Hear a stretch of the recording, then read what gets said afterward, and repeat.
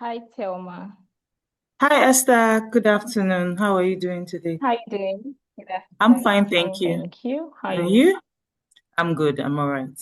All right, I'm fine. Very fine. All right, so we will be starting soonest. Our speaker, Ms. Bukola, I think she has network issue, so we Okay, just she's have Okay, to here. wait. Yeah. I'm Yeah. right here. Okay. Can you hear me? Yes, I can hear you. Esther, can you hear her? Oh, okay. Yes, we can hear you. Oh, Yes, yes, I can hear you.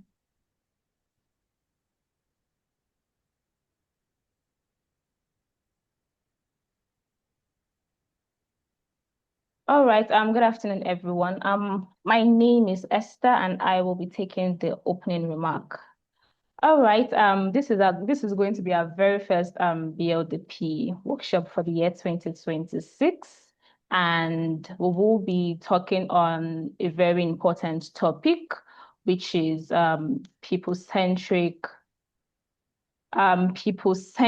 management strategies for leading teams and driving results. So today we have a distinguished and exceptional speaker, Mrs. Bukola Thomas. Mrs. Bukola Thomas, thank you so much for accepting to be our speaker today for today's workshop. And also we have our moderator, Mrs. Thelma, Cookie Thelma. Thank you for accepting to moderate our BLDP session today. So you will be guiding our sessions for today. So before I will be handing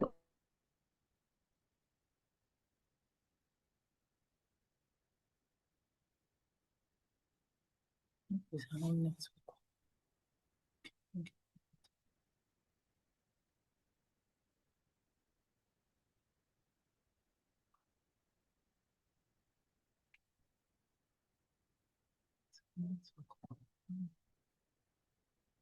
Yeah, we lost her audio. Needed to be sure.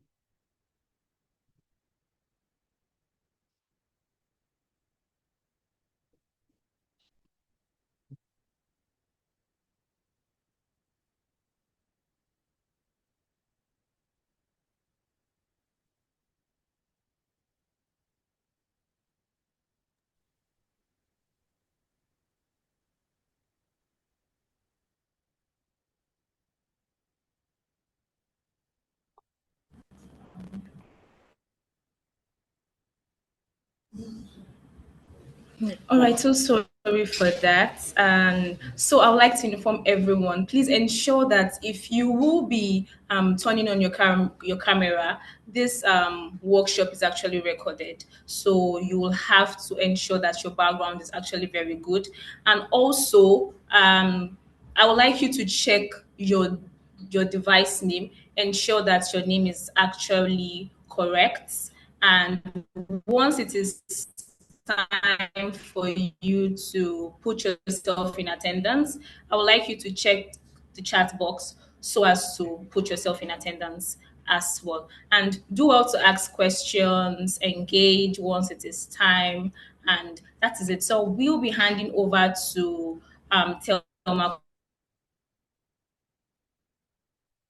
Cookie now so she can start with the moderate. Key over to you now. Thank you. Thank you, Esther. Hello, everyone. Hope I'm audible enough. Can we all hear? Can use the thumbs up. Okay, beautiful. Thank you. Hello, everyone, and welcome to the RBSN Business Leadership Development Program, which will focus on people-centric management, strategies for leading teams and driving results. I am Ms. Cookie Ibie Thelma, and I'm delighted to moderate today's session. We are privileged to have our distinguished speaker, Mrs. Bukola Thomas, with us. Let me share a bit about her background. Bukola Thomas is an accomplished human resource management professional who has been providing strategic HR guidance to national and international organizations over the course of the last 2 decades. She is a well-rounded advisor to business leaders up to board level in all aspects of people management, including organizational design and structuring, workforce dimensioning, business transformation, performance and productivity, as well as leadership development across industries and sectors. She has enabled and enhanced people operations within multifaceted reporting matrices, diverse and digitally evolving transformation journeys. Over the year, Bukola has led several initiatives, including human resource policy development and implementation, reward and engagement management, post-merger integrations, change management, learning and development, as well as performance management processes implementation, amongst others. She has 27 years working experience, 22 of which are in human resource management. She has provided support to executive committees of organizations in creating and implementing the people management strategy, as well as ensuring its alignment to the overall business strategy. She has provided HR consultancy along the entire employee lifecycle, including recruitment and selection, performance management, talent and career management, learning and development, compensation and benefits, employee well-being, employee relations, employee engagement through to exit management. Bukola has worked across varying sectors: financial services, telecommunications, marine logistics, engineering, manufacturing, oil and gas, working in group roles across multi-industry subsidiaries. Wow. She has designed strategic people management plans that balance the needs of the organization, its employee, and all other stakeholders. She is also an entrepreneurial, having published and established a people management consultancy and served as a member of the board of directors in and of different thriving companies. She has held senior roles such as acting director of HR and business services at Intel Group and head of talent management at Dangote Industries Limited, where she developed frameworks for over 30,000 employees across multiple subsidiaries. Bukola also led the successful integration of the old Mutual Nigeria into the Emple Group UK, a premium African financial services group with growing track record in Africa. She's an entrepreneur and board member. She holds 2 master's degrees from Kingston University and Cranfield University, UK, and is a member, no, she's a fellow of the CIPM Nigeria now, CIPD UK and Wimboard Fellow. Passionate about talent management, leadership development, and sustainability. She has facilitated workshops for organizations such as Wimbix, Faith Foundation, Freedom Foundation, and ACT Foundation. Through her B2B Kind initiative, she advocates for leading with kindness to enhance people and business growth. Wow, I can see from our smileys there's a lot of claps and ravings. This is a huge biography. Thank you so much. Mrs. Bukola, we are eager to hear your insights on giving and receiving constructive feedback today. Please, you can take your floor. Welcome, Ma. Take the floor, Ma, please. Thank you. Thank you, everyone. Thank We you. can see the Thank you so much. Let me just do a mic test if you can hear me and you can see me. So can you hear me and can you see me? Yes, ma'am. Okay, all right. We can see Okay. you. Yes, we can see you. Okay, perfect. Thank you so much and good afternoon, everyone. Please, that was basically like my CV being read. So yeah, I definitely have to get someone to do a very short, simple profile, straight to the point. But thank you. Sometimes it's good to be reminded of where you're coming from so that you be able to guide properly the folks that are in front of you. I am particularly honored to be here. I want to thank Rome Business School for finding me, I think my small experience worthy of, this platform. And I don't take it for granted in any way. Thank you. Thank you also to at the moment we have 518 odd people on this call. And I am truly honored that you find it, in your heart to actually join this session. We would move as quickly as possible so that we can get through quite a number of slides. But please don't get caught up in the number of slides. Just try and just pick what you can pick, from each one and what resonates very well to either your peculiar current situation, or good learning. Someone had said to me, "Oh, I'm going to unlearn and learn and relearn." So I'm also going to want to hear from you so that I can hear real life experiences, because there's something you can put on paper. It's the actual implementation and the actual reaction to what the things that we do that's really, really is true. So the paper is good, but it's the actual experience that, builds your knowledge base.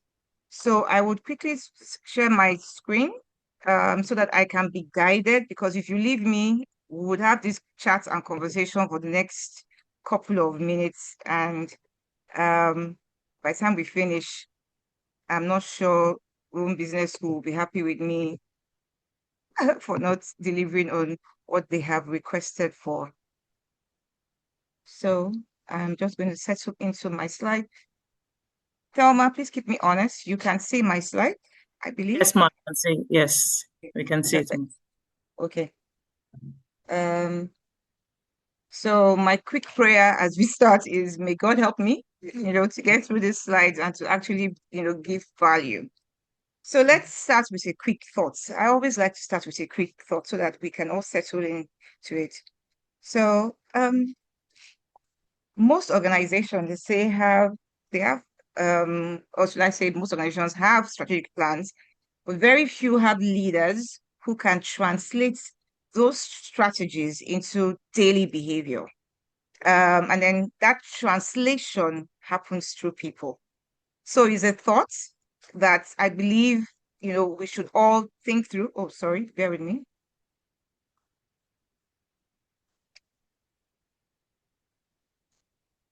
Just moving out that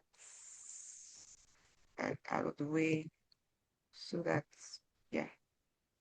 Okay. I will reshare shortly. Okay. So trying to maintain the spirit of excellence. Okay, I would ask again when you can see my slides. Yes, ma'am, we can see it now. You just, right. Perfect. Okay. So yes. And that transition happens through people. So it's a thought, and I want you to allow it to stay with you for a few. Because when you think about it, a lot of times in our organizations and even, even as simple as even in schools, we have these nice highfalutin plans that we have designed, and we expect that everybody's just going to understand it, and then just go with the flow with it. But for every plan that you write, if you draw a small S, you have to draw a correlating big P, which stands for people. Because it's people that will actually take that piece of paper or the nice flow charts and the nice system digital savviness that it's still, so as people say AI, I'm like, it's still a human being that's going to press play. So as long as, and even if you say, oh, I'm going to put a timer to it, it's somebody that has to set the timer. So no matter how we feel about digital world and the AI and people having plans and writing them, it's still human beings who have a voice and and who can feel, that would still translate those strategies to actual implementation and then start to get outcomes from it. So I want us to have this just tucked away at the back of our minds. If I ask a quick question, even though I can't see people, but I can see your reactions from my view. How many people have gone through a project? They've gone through a nice project in their office. They told them about what's going to happen, or a change process, as it were, and just write everything. And at some point, you are wondering, okay, how am I involved? Can this thing ever happen? And then those projects actually fail. If I can just have a quick show of hands. Nice design, they've announced it, but somehow that project just fails. Show of hands. Okay, I see some hands going, yes. So honestly, when you go behind the scenes of those projects and say, why did this thing fail? I can almost assure you 90% of the time it's a person behind the failure. So it's very important that as we as leaders, as we start to consider what we plans that we have for an organization, to know that the first person or the first input that is critical is the people. So my profile has been read, but from training school, you have to just still put it in the slide. So not reading it, you already have it. So let's go into it. People-centric. It's always nice to have a simple, shared definition when you go into concepts. So let's use this. People-centric leadership, management approach, prioritizing people, fostering engagement, growth, and productivity. So at the end of the day, when you have brought people into an organization or into a project or even into a school, you want to make sure that you prioritize the people's aspirations, their needs, what they want, what their future, because when you have them covered, then they would have your project covered as well. So when you also, and the approach also speaks to how we collaboratively work on things. No man is an island. We've heard of those cliches. And so when people come together and try and do something together, I know we have all these common conversations that go on. If you want to go fast, go alone. If you want to go further, go with people. It is true. I know we've said it, we've almost bastardized and flogged it, but it is true. So when you have a management system that fosters collaboration, so even if we're in hybrid, I hear line managers say hybrid mode of work doesn't work. People should come back to the office. When they are at home, they are playing. I always say, not my team. My team, and to be honest, all the teams I've worked with. So my current team, I can honestly go to sleep if they all say they want to work remotely. In fact, I'll be happy so that even me myself, I'll join them in that remote work.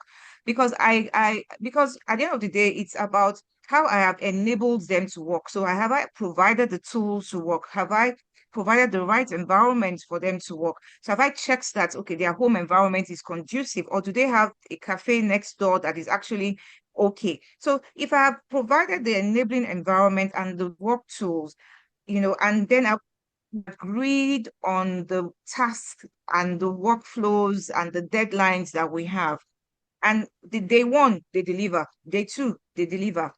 I have no problem. Please be anywhere. You can even be on the ship or on a yacht somewhere, as long as the outcomes are coming. So, but for them, they get the opportunity to do school runs, to be at home. The plumber needs to come and fix something. In Nigeria, the plumber is always in our house. Plumber, electrician, and generator, and somebody has to be at home to manage it. So the fact that they are at home and those things can be going on and they are still behind their screen doing something, you are creating an enabling environment. You are creating, you are prioritizing the things that are also important to them.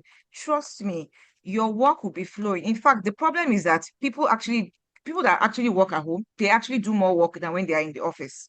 So when you prioritize your people and prioritize the needs of the people, then the people prioritize your work. And I know that we have exceptions, as there will always be exceptions to every rule. But those exceptions, we can't allow that to now say we're going to throw away the bathwater and then also the baby along with it. So some of the benefits that you get from a people-centric leadership is clearly higher employee satisfaction. I would also say higher employee engagement, especially when you put measurable tools. So I need to measure that what I've asked you to do, the outcome that we are looking for, we have actually achieved it. If we haven't achieved it, the first question is why, not because you're at home, that's why we didn't achieve it. So when you ask the why, you might actually find out that, the input I need from another in the function.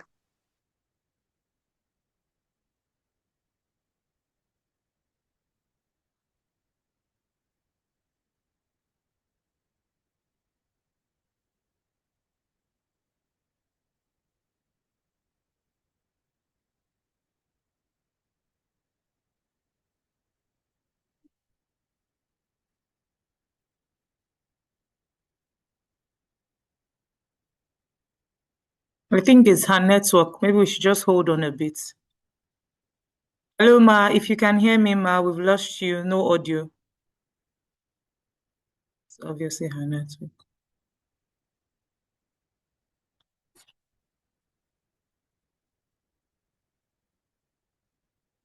Oh, she's off. I'm sure she will come back in. Maybe she will log back in.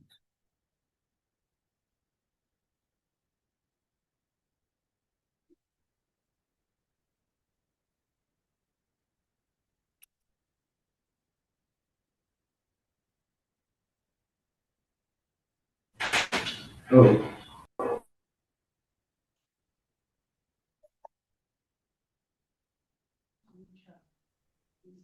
Yes, yes. Hi, can you hear me? Yes, we can. All right. So I think Miss Bukola, she's having a network issue. So we'll just have to wait.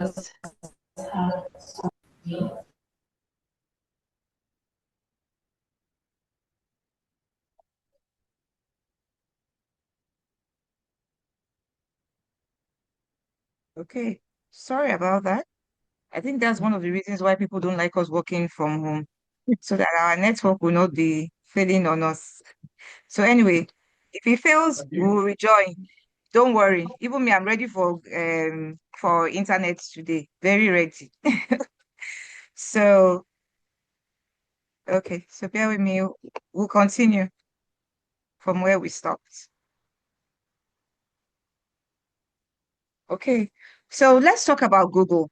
So Google at some point, did some research, for themselves, and asked that do managers really matter? And when I say managers, I'm going to use leadership and managers interchangeably, as in, so I know that they mean we'll always try to define them in this nice differentiator that leaders are the people you really want, managers just manage. So, but for this our session, leaders, managers, let's use them interchangeably. So they did that in research that, you know, why are managers, are they really necessary? Do we really need them and all that, and so they did this huge survey, and what they found, you know, leadership behaviors, the way the leaders manage their teams, the way the leaders lead their teams, you know, is actually more important than the technical skills that the team requires for performance. So, and please, you can spend some time looking at that project Oxygen. It's a nice read, So you start knowing that the way I'm managed actually there's an intrinsic value that it gives you. There's a psychological effect that gives, the employee or the direct report or the project team member in throwing themselves into that. So if the whole Google has done the research, at least we will believe their empirical data. One of the things I did not really enjoy when I was doing my master's degrees was that research part where you have to support. You read articles. But the truth about it is that it helps you to know that it's been tested. So it's been tested about how managers actually truly matter in how we deliver on our objectives. Let's do some more. So from Gallup is one of my favorite organizations. I love all their surveys, how they check on engagement levels and all that. So I really, really rely on their surveys a lot. So the statement, would be people do not fail. They do not fail organizations, they do not fail systems, they do not fail, but it's actually the managers that do. So I know that some managers are already like, but the reality is that what the data has shown is that 21% of employees are engaged at work. Please, the flip side is that 79% of employees are not engaged at work. And should be scary for any organization. And in Nigeria, some of the performance issues that, has been raised is that in 8 out of 10 cases, it wasn't skills that did not allow the folks to do the job. It was the leadership behavior.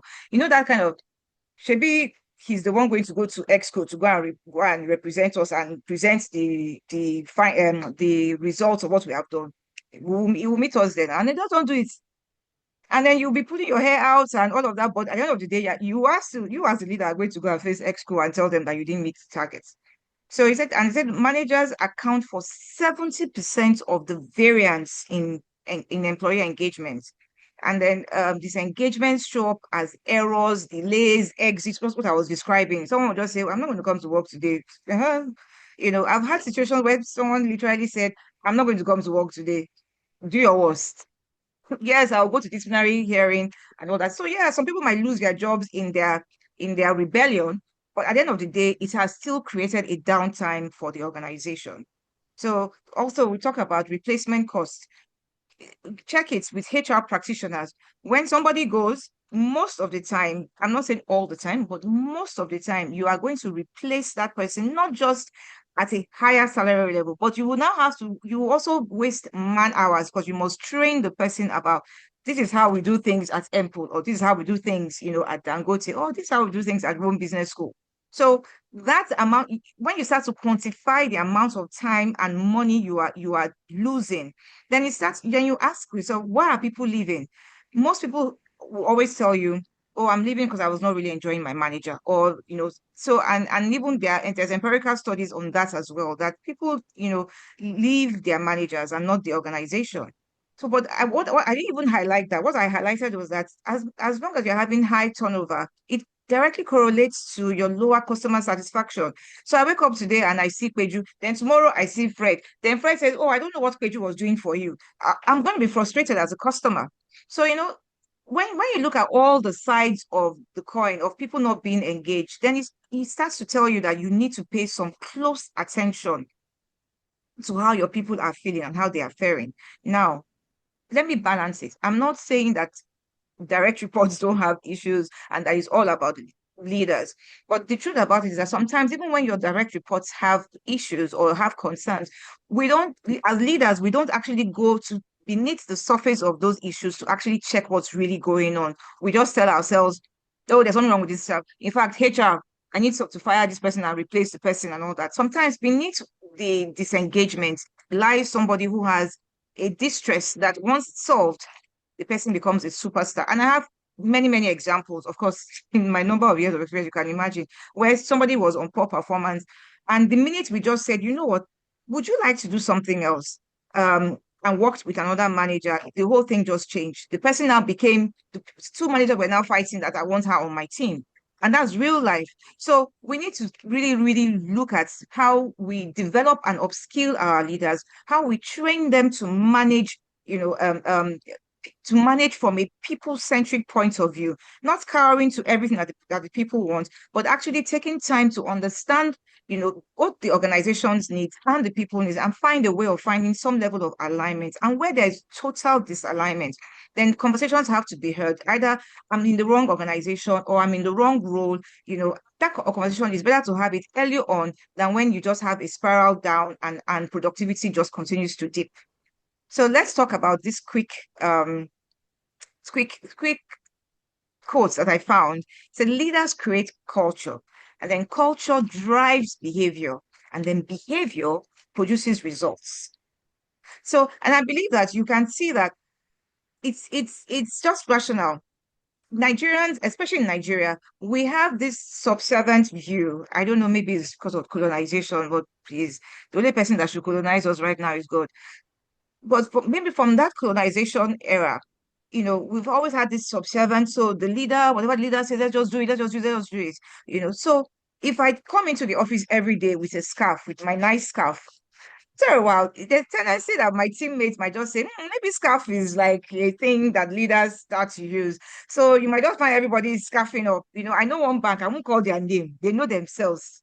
Maybe it's red, maybe it's not red, but they know themselves.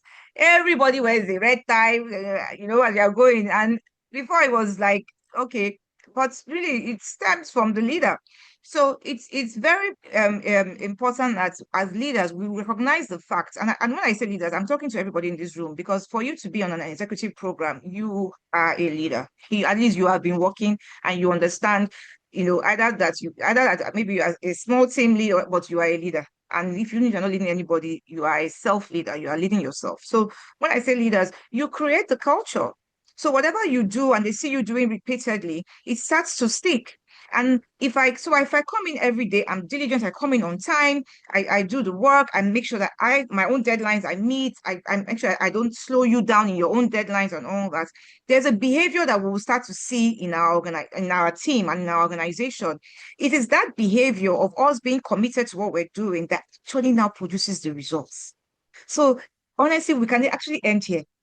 Once we create the right culture, that culture drives the behavior that we want to see. And I have experienced it firsthand. There's a team that I worked with when I was in the banking industry. That team, they were always overshooting their targets. Their director was always on time. He'll be there. He gave them listening ear. He was mentoring. He was coaching. He was doing all of that. I could see it because I used to spend time with them because I was the HR person attached to that side of the bank. And I just noticed that they were always meeting their target, but there was another department that wasn't the same. So I started to do my own small research. I think I should still do my PhD, but run business school, maybe we'll talk later. I started checking and saying, what's going on in this? And I noticed that their leader was just a different person. He prioritized them. He knew do you know that he knew names of children, names of wife, birthdays? I was like, come on. No, how come? You can't. And then one day he was saying that, how did your daughter's open day go? I said, okay, I give up on this guy, But after they finish that, you say, okay, so can we place this so money investment? I was like, from here, and of course there were people were delivering. So the behavior that he prioritized them as individuals, he saw them as human beings, and then of course he himself was leading through example. And I'm not joking, they were always meeting and surpassing their targets. So let's talk about a few key highlights, and I'll move a bit faster now. So sustainable high performance is a combination of psychological safety and strategic emotional intelligence. It's not just training, definitely not remuneration. When I did a survey in the bank about what are the things that are important to all employees, remuneration came 5. It was number 5 on the order of priority. One of the first things was enabling environment. Recognition. And I was like, where is money? I kept looking until I got to number 5 and found pay. So it's about how are people safe within your organization? Are people happy to be there? Do they feel that they can, psychological safety is that I can speak, I can act, and if I fail, I'm not going to be penalized that I failed while I was trying. And if I failed trying, the genuineness of how I was trying, would be established and known, and then I'll be taught what next to do. So we'll highlight a few things that what are the shifts we as leaders have to make. We have to move from seeing people as cogs. If you're in the manufacturing sector, parts of a machine, you have to start seeing them as intellectual capital. They're like money. In fact, they are not like money. They are money because they're the ones that will make the money. So we have to think around the shifts that we need to make. How do we measure, that team's success? And the highlight I'm saying here is trust. When trust is established at leadership level, then people come to the party. They know that whatever you say, it's the truth. And so, which means that you also have to be careful what you say and promise. They know that if you promise a good thing and you deliver on that good thing, then they feel that, yes, we can be here because we know that whatever has been said and agreed, we will see it at the end. And if there's any shifts, because of transparency, you come back to the table and guide and show that, okay, this is the shift, that we have to make. And this is the change that has to happen because maybe you can't deliver, maybe there was an affordability issue or something, but there's transparency in the conversation. So they trust you. So outcomes. So high EQ leadership correlates with 20% higher team productivity. So there are many cues. There's the emotional intelligence, there's the social intelligence, and all the intelligence. Let's bring all of them together into one nice, cocktail. When it is high from a leadership point of view, and you start to, because I said leaders, create the culture and cultural behavior. So it starts to correlate and starts to go through the system. and to the people. So you start to find people with higher productivity levels and then reduce turnover costs. I don't like seeing people leave. I always like it when long service award. I love that long service award thing, and I always do. I always try and develop the policy anywhere I go. So and while I was in Dangote, it was so lovely to see people on the day of our first long service award. 30 years. If I was saying, what have you been doing here for 30 years? And people will tell you stories. There were so many stories. I spent a lot of time with the folks that have been there for so long. And I was hearing, oh, because this commitment to this, Alaji did this, and I was like, wow. So people stay, and that turnover cost that you are reducing, it's a lot because you also now are able to keep archival knowledge within the system. So the outcome is something that always has a way of ensuring higher levels of productivity. And then, of course, we'll talk very briefly around, or not too briefly, but we'll talk about, implementing like a roadmap, to how to operationalize trust. And then, of course, how delegation also helps. Delegation, honestly, is just a form of empowerment. So let's quickly move. So when you're moving beyond theories and all that, I just wanted to borrow a leaf from Bloom's. This is his concept, and I'll show you the actual concepts in the next slides. So we have to analyze where we are, the link between leadership style, how people get retained, how people stay, those measures. We have to start. Let's even analyze where the links are. Look at how your team is today. So even if you are not the overall leader, you can actually help your team to do this evaluation. Where are they? Today, are they psychologically safe? I had a session with my teammates, this week, and some of the things that came about, I was like, oh, wow, do I know my team at all? Meanwhile, I was feeling cool that I really know my team and all of that. So, but it was at that point for me, and to be honest, I wasn't even thinking about my slides when I was doing it. But now I can see how it resonates that, oh, actually, you have to do some level of evaluation and then look at industry benchmarks. So this company that has higher, lower staff turnover, what are they actually doing? That is different. And most times the issue around psychological safety actually comes up. Then high accountability feedback loops. We must make sure that we are able to get feedback. So the session we had this week was really largely on feedback. Give ourselves feedback. Give me feedback. There are some hard feedbacks that I had. I was like, oh my God, my heart is breaking. But I was very happy that at least they felt psychologically safe enough to actually tell me.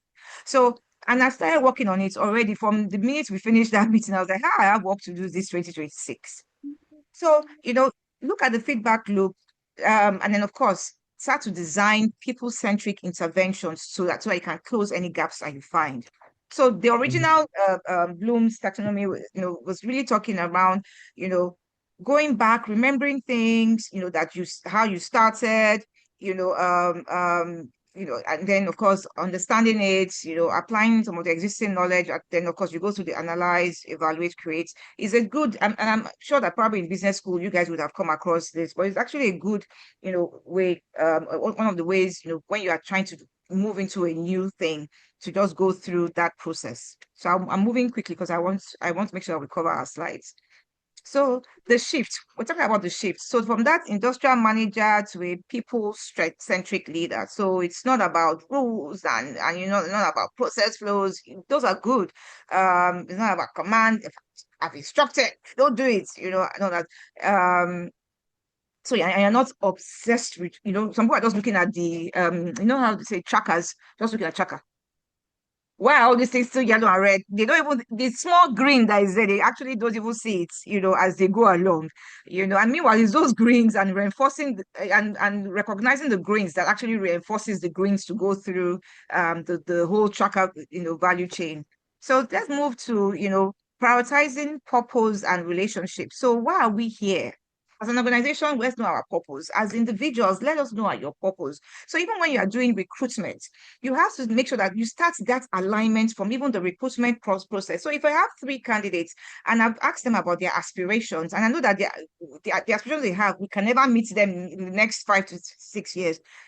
That's where you should start saying, maybe I should go with the person that is closer, with that we can truly deliver on their aspirations. Because if you deliver on their aspirations, then those that person feels like, oh, I can be here for the long haul. And then, of course, focus on empowering people and enabling people. That micromanaging thing is something that you have to start to trust. So you release some, you get good returns, you release more, and then, of course, everything should be so people first, people first, and trust the process that when we enable our people, then the results will follow. So, so that's just highlighting some of the shifts. And then I wanted to also say that when you think about leadership styles, because obviously leadership styles, end up, being the leadership that people enjoy. So there are quite a few, and people always talk about it. Leadership, always talk about it. Transformational leadership, delegative leadership, authoritative. We've had those definitions, and you're in business school, so I'm trusting that you've come across these definitions. But I always land here. That servant leadership, one of the key points of servant leadership is that it actually puts employees' needs, their growth, their professional development ahead of the needs of the managers, the company, the project. It doesn't mean that we're saying that we don't care what the company wants to do. No, we're just saying that, so we know what the company wants to do, but we know that we need people to deliver on it. So let's look at our people. Do they have what it takes? Are we moving them in the right direction? Have you ever, I don't know, I have experience, I don't know if anyone else, and I'd love a show of hands, seen a place where people actually don't want their promotion. I've actually seen people say, I don't want this promotion because when I get this promotion, my life is not going to be the same again, and all of that. So it's not about, oh, everybody wants a promotion. It's about, is the promotion, in line with the person's aspirations. So servant leadership is one of the coveted ones when it comes to people-centric management styles. So and like I mentioned, I said it's not about perfect leadership style. It's actually understanding your own natural tendency, recognizing the strengths that you have as a leader, and obviously your limitations. I saw some of mine yesterday, and then developing skills that will help you to adapt, that leadership style to what the organization or the circumstance or the project actually needs. So it's critical to review your leadership style.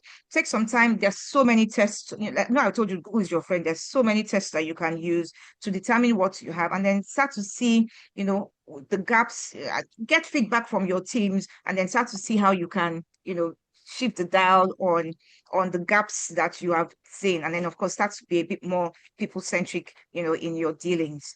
So I'll do a quick glance of that shift at the end of the day, how you focus, your personal focus, your strategic focus, your business focus, your workforce focus, your interpersonal focus, all of these things, when you think about them, when you try and draw how close am I to the standards, to best practice, what my team currently needs, then you start to shift the dial on how effective you are as a leader. And I dare say that when you are more effective as a leader, it always has, people woven into the fabric of that. So the metric. So I said psychological safety is a performance metric. So in my organization, it's actually one of our shared organizational KPIs. We have a score that we always try and, push higher and higher on psychological safety. So how are people feeling? So it's not from a comfort point of view, are they willing to even take risk? And are they willing to go the extra? Are they willing to say what's on their mind? Are they willing to share, insights that they've gotten, or are they afraid that you shut them down?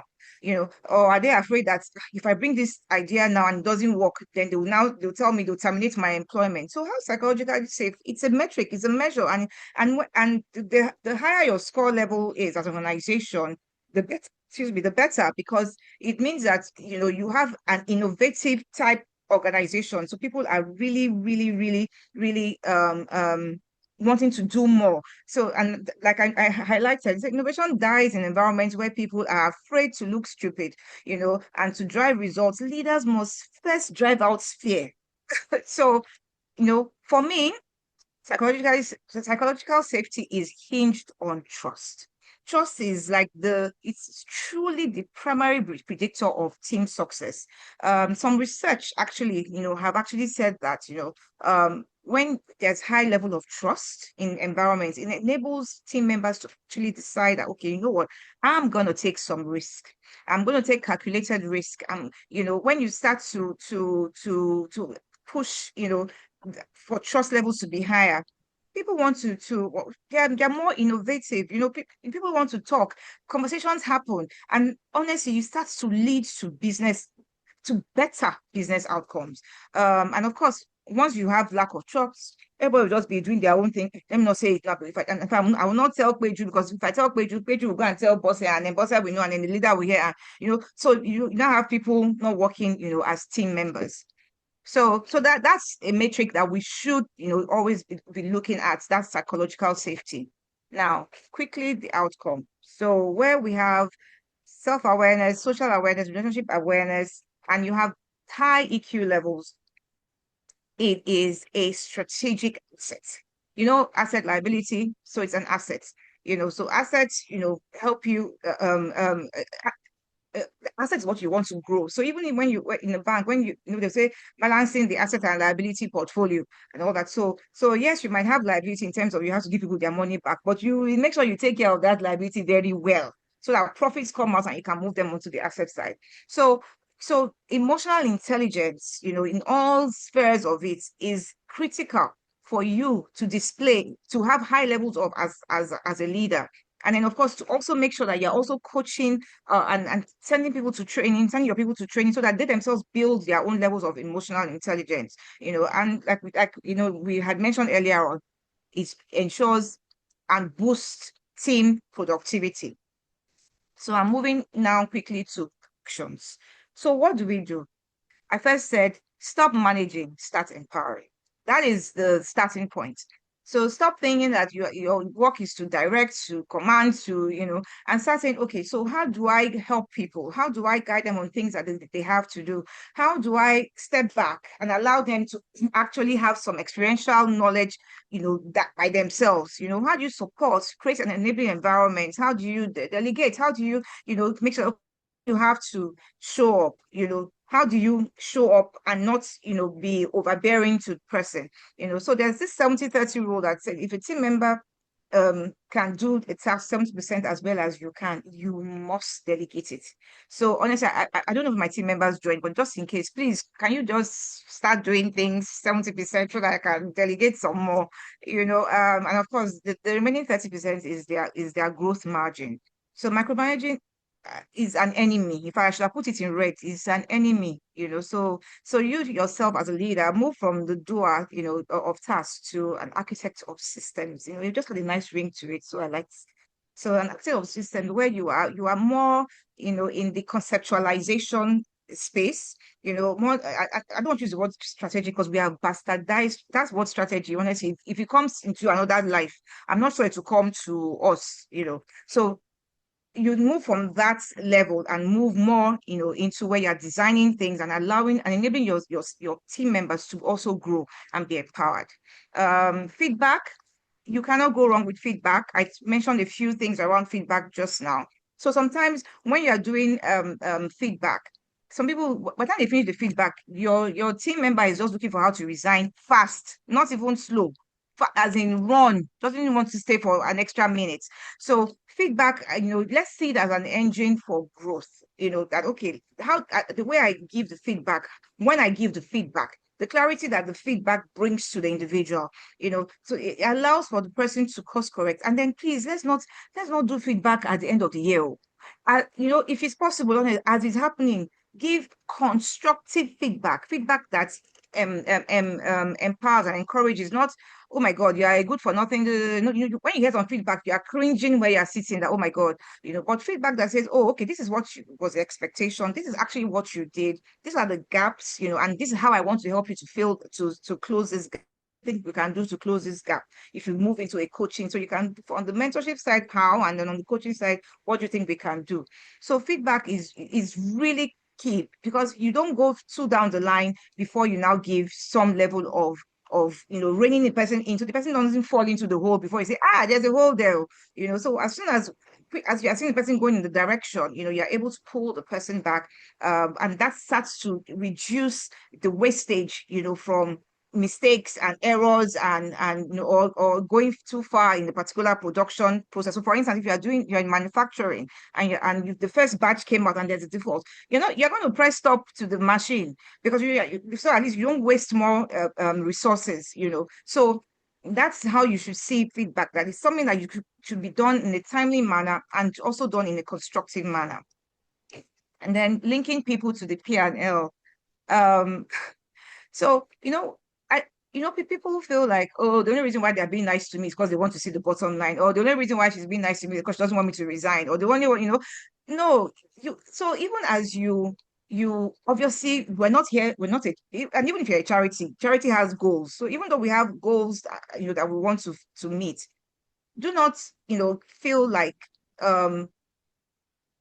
that's your focus in conversations is always, and then don't make people feel like, oh, my saying, oh, what do you want to do? I really care for you is a nice thing. Like I always say, please don't be nice, be kind, but don't be nice. You know, so have conversations, you know, in a way that people understand, you know, where you're coming from. People understand why you are, you're truly, you're genuine in your asking, because when you're genuine, you're asking, you don't just ask and say, hey, so now I don't know, yeah, okay, let's go on to the P&L conversation that we need to have. We need to make more money, you know. So genuineness in how we deliver on our people-centric leadership style, you know, starts to increase your net promoter score. Is your people themselves that be saying, where do you work? You work in First Bank. First Bank. Okay, why? And person tells you so and so. Oh, where do you work? Oh, you work with Emple. Why do you? And those people are the ones who say, oh, I work with Emple because, you know, and they become the people that are actually you don't even need marketing at the end of the day, or employer branding, as it were, for recruitment. And then even customers, when you're sharing with customers about how well your organization is, the customers will say, okay, since you are happy like this, and you are going to say, okay, let me bring my business in your direction. So your retention rates is higher, agility and speed. So all that while people are saying, when he discovers the mistake is when I'll let him know that something is happening. You know, people have, because they have psychological safety and they know that, and they can trust you, they are quick to tell you things, you know, and, you know, even things that they hear about, you know, they're quick to bring it, you know, so that, you know, you actually have a competitive edge against your competition. So we're almost there. I have like 2 slides to go after this one. So I just said I would leave this, you know, implementation roadmap to you. I want to do more questions, so I'm trying to rush through this. So let's say take this as like a roadmap, you know. So when you get back to your organization, when you get back to your team, you know, say, okay, you know what? Do like a week of finding out. You know, when you go to the doctor will tell you, so tell me what's going on. It's finding out, why are you doing this? What did you do this? What happened? When did it start? You know, try and do like a diagnosis, you know, of the people. And I always say, conduct stay conversations. Me, I don't want to be doing exit interview. And I've told my exco team and my colleagues that I don't want to be doing exit interview. You guys should have stay interviews, you know, so that we can catch, you know, anything that is going pear-shaped before it really, really degenerates, you know. So have that, understand, you know, why your high performance remain, because that will start to give you insights of the things that you're doing well. Even people that have left, you can literally pick up the phone and call them and say, okay, even though I know you have left, you know, I want to just have some, you know, and some people will be genuine enough to tell you, you know. Then of course, implement, you know, last to speak rule, you know, so that you encourage people to talk. If you're, you know, like, I mean, because I can't see the slides and all that, I feel a bit blind to my audience, but maybe we go through the slides. I'm going to come off so that we can engage properly. But when people don't have the opportunity to talk, you don't know what's going on. You don't know what's going on in their mind, you don't know what's going on in their head. And then so it's going to be very difficult for you to actually tailor your solutions or your initiatives, you know, to actually address actual needs.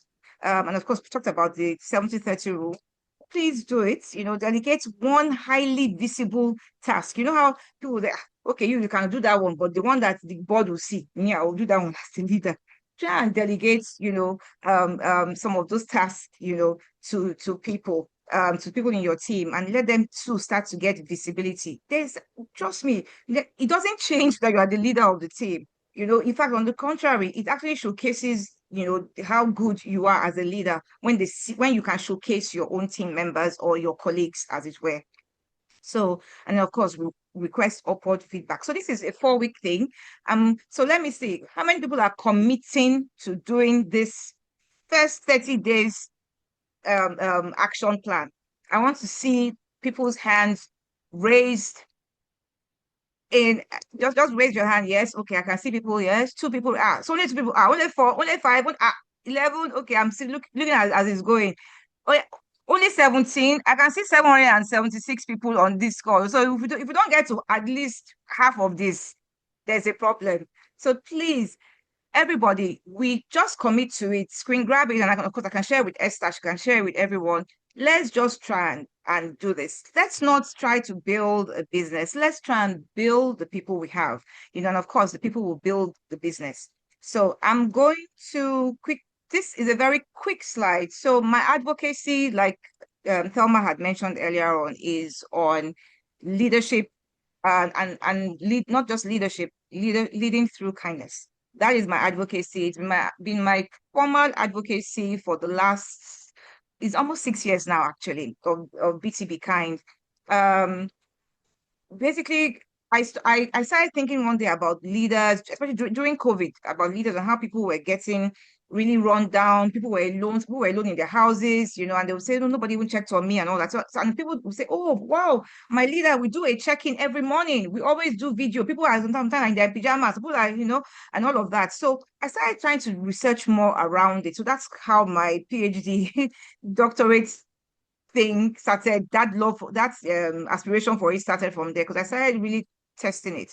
And I discovered that there is a science to kindness and there is an art to kindness. And this is what I have shared. And I'm also happy that my brothers and my colleagues in Harvard, I've not been to Harvard yet, but I will get there. My brother in Harvard has also done, a research, on it, that, empathy increases team trust. And, we're talking about trust all this while. So, there's a science to it. And I've actually done a webinar, in the past around the science of kindness. There's a biology to kindness, there is a physics to it, and there's a chemistry, but that's not for today's topic. But, there's a science to it, and teams that have empathetic leaders, always report higher engagement. And I told you my example, from the bank. And then, of course, recognition and support reduces voluntary turnover. That's people leaving, they'll say, no, I've had it and I'm going. So, and of course, there's an art to it, small acts of kindness, it builds, it helps people to boost their morale and all of that. So as a leader, you have to delve into this science and arts in leadership, and like I say, apply the BTP kind principle, because I know that kindness, you can repeat it. I always tell people, kindness is not, oh, I was born kind. No, it is work. Trust me. Just this, I want to just beat and shout and scream, but I'll say, I can't do that. So kindness is repeatable, is teachable, and very, very strategic. Kindness measures leadership by the actual impacts that whatever you're doing is having on the people. And then, of course, it embeds culture that attracts and retains talent. So last but not the least, I hope, and I really hope that some of these things have resonated with you. You found something within them. You found a toolkit to work with, that, and really leadership is really, and there's a people-centric leadership is really both a science and an art, and there's data to prove it. So please dig your roots, be like a tree. Let your roots be kindness, empathy, support, let the trunk be the leadership and the guidance you're giving them. Let the branches that you now have in that beautiful tree be engagement, retention, trust, innovation. I mean, that must be like the fruits that are coming out. So, and now the last thing I'll say is investing in people is not charity. It's smart business, actually. And of course, people first organizations see both human and financial returns. I am grateful, and I leave you with that. Lead through kindness and be a kind person. Thank you so much. Thelma, back to you. Wow. Thank you so much, Mrs. Bukola Thomas. That was a very good presentation. I can see all the smileys and thumbs up. Thank you so much. I'll just give my own notes. I might take home from there were a lot of take home, but I just noted 5 points. The first one is servant leadership. Funny enough, we all know autocratic leadership, democratic leadership style, but it was good to break it down this way. So servant leadership style puts employees' needs, growth, and professional development ahead of the needs of the management and company. And when we see people as money, in fact, because people are actually money, we would have greater results. And then the applying B2B kind principle and seeing kindness as an act and science. And then the need for emotional intelligence and empathy in our dealings. And the final take home, as I said, there were lots of take home, but I just noted these 5 points, and we'll get the recording slide, so we'll go back. We don't build business. We build people, and people build business. That was very excellent. Thank you so much, Ma. We appreciate it. Thank So we'll you. go through. Thank you so much. Thank you, everyone. Question and answer session, and I can see a lot of hands. So I was going to say let's start from the chat box, but because there are lots of hands, so let's just take this one. So we have Mr. Suleiman Alayonde. Please, could you unmute and ask your question, sir? Suleiman Remember that I also asked Alayonde. them to raise their hand at some point, so it might be legacy hands that are still. Okay, okay. So that's fine. Okay, so if we are not asking questions, let's drop our hands for now. Let's be sure. Suleiman, your hand is up. Oluchi, Prince, Lufunke, these all for questions or? Okay. So let me go to the chat box. So someone said, I have a question, but I can't unmute. Okay, I think it has to, I think the host, Esther, Michael, any one of you there, please, could you help unmute them? Because we can see like 19. Okay. Who exactly do you want us to unmute? Suleiman Alayonde, let me just start with, yeah. Okay. Oluf. So we have Nemeka Ude. Mr. Suleiman, you can unmute. Mr. Suleiman, you can unmute. Mr. Suleiman, can you hear me? You can unmute. Okay, so all right. from my own end, I can see Amina Aderito. And also Aminat Aderito, please unmute. Okay. Okay. Hi everyone, good afternoon. Thank you very much, Mrs. Bukola, for that insightful session rather. I have 3 questions and I hope I can quickly run through them. So my first question is, you talked about servant leadership, and I've had an issue where I had a junior under me that was supposed to, manage, and we started out as friends because I thought that it would be easier that way. I don't know, for me, it's easier to be friends with the person first before, so that the work can get easier that way. I don't know how to be, I don't have the commanding charisma or anything like that. I have to be your friend. So we started out as friends, but I realized that I was always afraid of giving her feedback, even when she does something the wrong way. I was always afraid of hurting her feelings. And it got to a point where management blamed me for issues that happened. So I started avoiding formal leadership roles because I felt like I didn't know how to manage people. So I don't know if you can help me with that. That's my first question. My second question is, when I started out in my career 6 years ago, I was very lucky. I had great managers and great leaders. They gave me a lot of space and, freedom to try out things and make stupid mistakes. And they came down to my level to make sure that I understand things. They shared resources. And so moving on from there, I realized that when I join a new company, I'm quick to spot terrible managers or toxic managers. And I realized I have low tolerance for them. So this is me asking for strategies to manage them, because the way I manage them is to be subservient, and it makes me resentful because I have to force myself to be subservient here. So yeah, I think those are my questions. Yes, those are my questions. Okay. Thelma, do you want me to go ahead? Yes, ma, you can. Yes, ma, please. Yes, ma. So thank you, Amina. So the first thing I'll say is that you are not alone. You are in good company.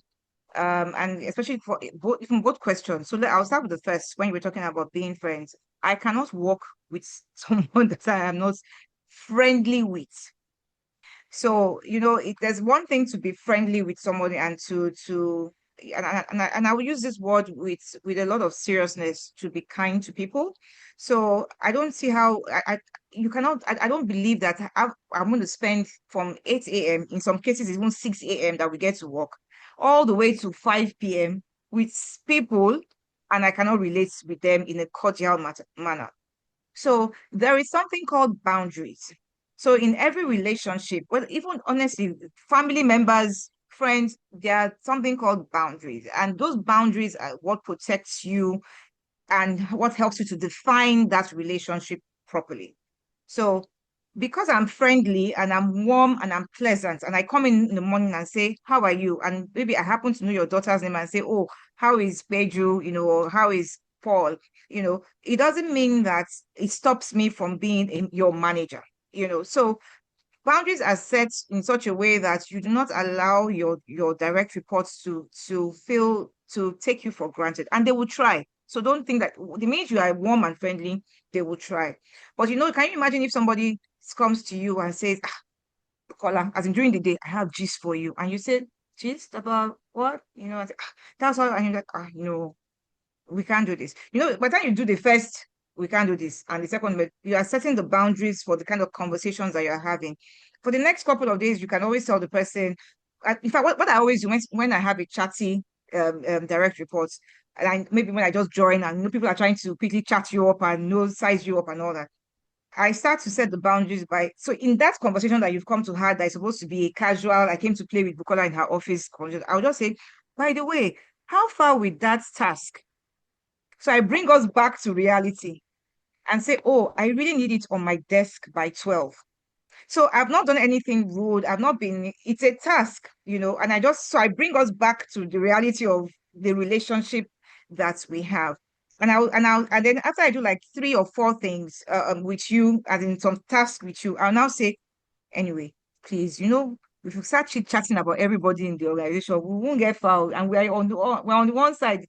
For instance, if I'm in Emple, I'll say that other insurance company is our targets to try and beat. So you after a while, those boundaries, and you maintain those boundaries, but you still come in and say, how is Pedro and how is Paul? It doesn't stop that. It doesn't stop your genuine care for the person. It doesn't stop your saying, oh, work remotely today. I can see that, or maybe you overhear a conversation that, oh, my daughter has open day tomorrow. I don't know how I'm going to do. And say, no. Go for your daughter's open day. If I work remotely, since your daughter's school is close to your house, you can come back the next day and you authorize that kind of thing. So it doesn't stop you from doing what you should do as a leader, but you've also set the boundaries.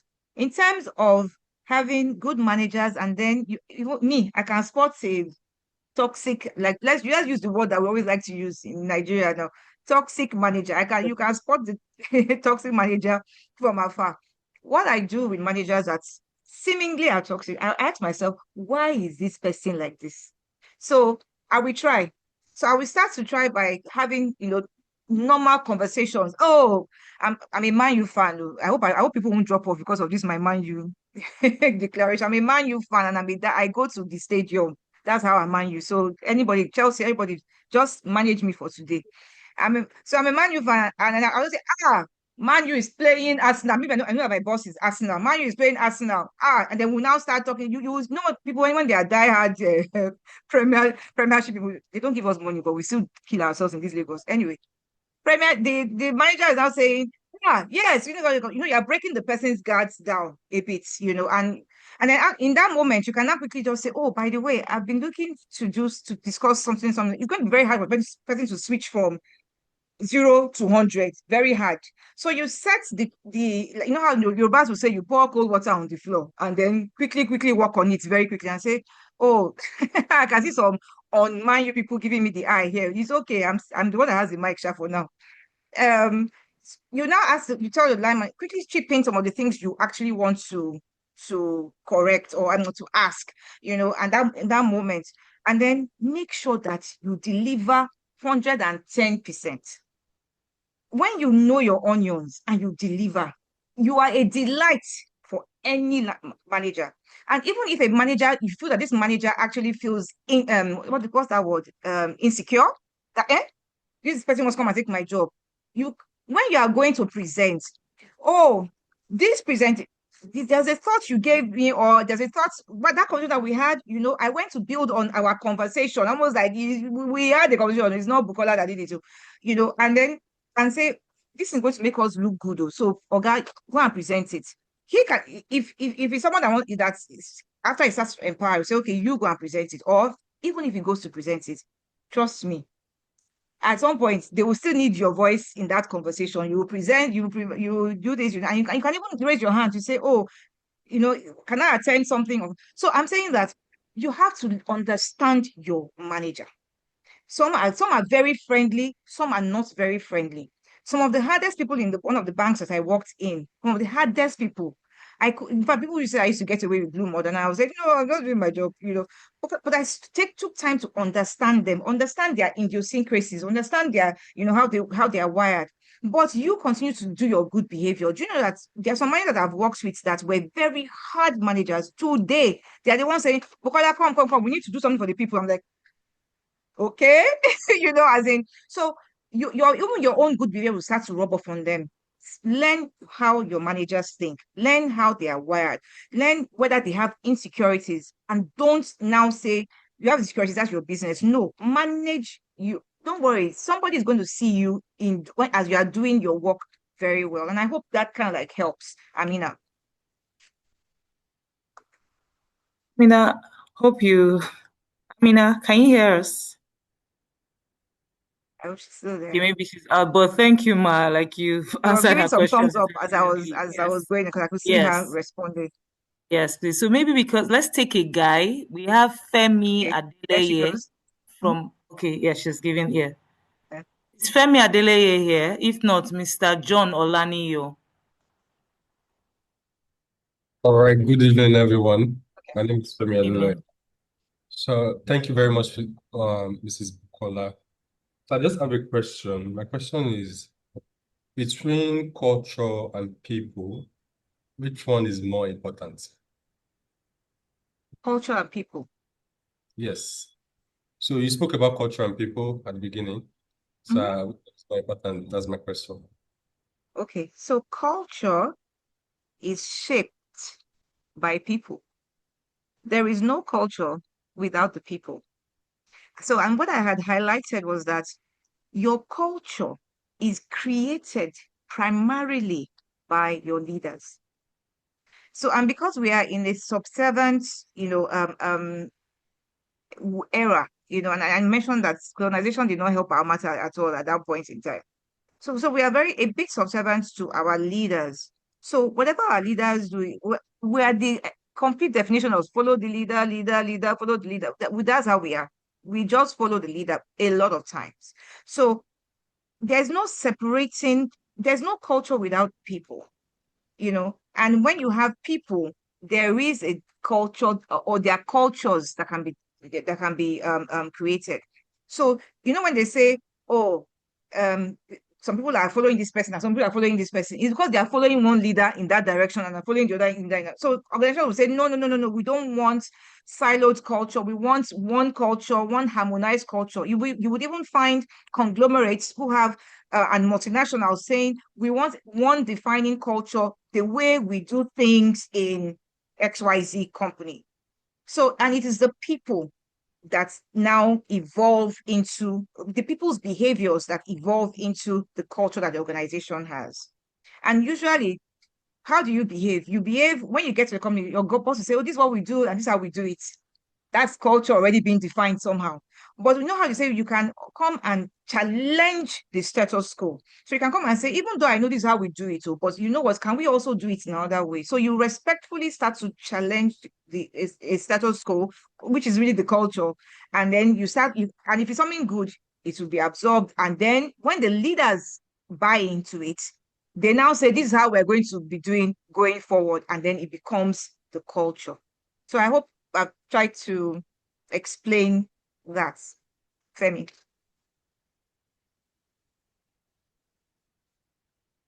Mr. Femi, maybe he's mute. Okay, he's mute again, but you have explained it. So yes, okay. I can see a lot. Though it's from Williams, but I think you did justice to that, Ma. So maybe we'll just take some from the chat box. Okay, Okay, go ahead, ma'am. Michael had been trying to speak from earlier. I noticed his name. Okay, admin, please could you help unmute Michael? Sorry, ma, which Michael? Because I can't find Okay, so the his Michael. hands are raised. I can see him. Is it Michael Akemini, I don't want to. Yes, Akemini Obong? Yes. Okay. Thank you so much. Good evening, and thank you, Ma, for that very interesting session. I learned a lot. My question is, in an organization where you're a young one, you're coming up more or less, but I mean, you have the skills to become or to be a manager, and you're in that managerial role. But then there are older people that are not exactly as forward-thinking as you are.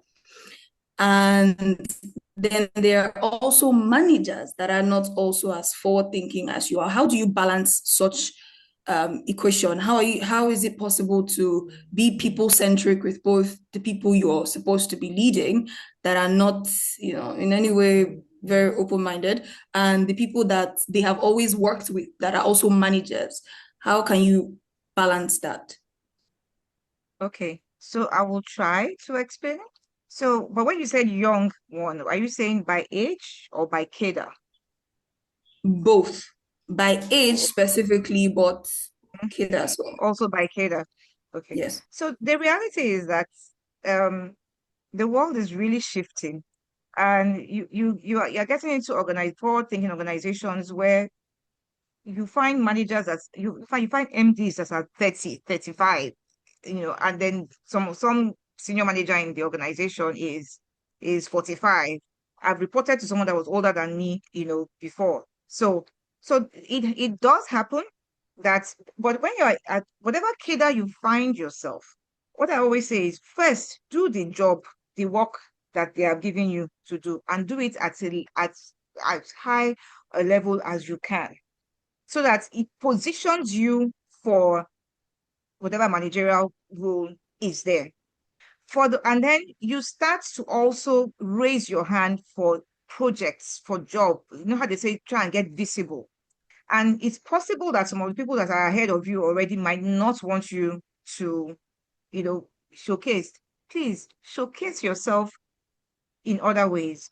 So I've worked with many people who have non-conflicting things on the outside. Maybe they are like, this is my advocacy for BT Be Kind. Let's just use an example. Someone else has an advocate about leadership development, and you are on social media and doing it. You're not doing it because of somebody else, of another organization. You're doing it because you are continuing to develop yourself. Continue to develop yourself where you are. For people that are not doing as well as you, especially if you're at peers, your manager will see it. So leave him to do the performance management process on that. For those that that guy can do this thing better than you and you're still up there, I always say something, and I know that is a very controversial statement when I make it, especially because I'm HR.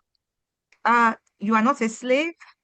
So that means you have the opportunity to move. And Thelma can attest to that from our earlier conversation. Do you understand? You're not a slave. You're not enslaved to anywhere in the world. So I'm not saying carry your load and just be going. There must be a career progression plan for yourself. But don't always feel that because I am here and this manager is never going to go.